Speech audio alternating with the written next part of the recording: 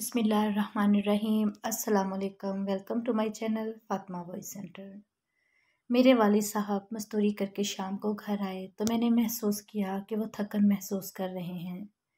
मैंने पास जाकर पानी पेश किया और पापा के कंधों को दबाना चाहा तो कहने लगे, नहीं पुत्र, कोई ज़रूरत नहीं, काम आसान ही था, बस पानी रख दो और तुम जाकर अपना सबक पढ़ो। मैं पापा के कहने पर दूसरे कमरे में चली गई और मम्मा से कहा कि मम्मा, पापा का ख्याल रखा करें, आप तो इन्हें बिल्कुल ही नहीं पूछती, जैसे वो सिर्फ पैसा कमाने वाली मशीन है।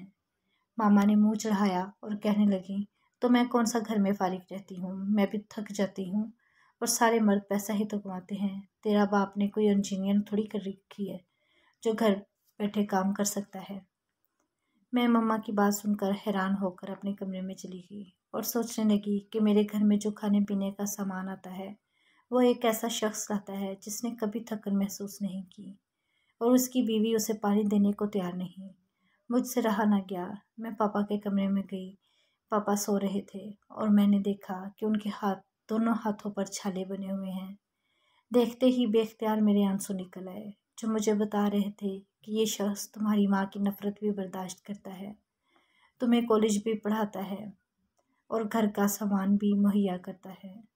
गमी खुशी भी इसके ज़िम्मे है, लेकिन जब घर आता है तो कहा जाता है उसने कौन सी इंजीनियरिंग कर रखी है।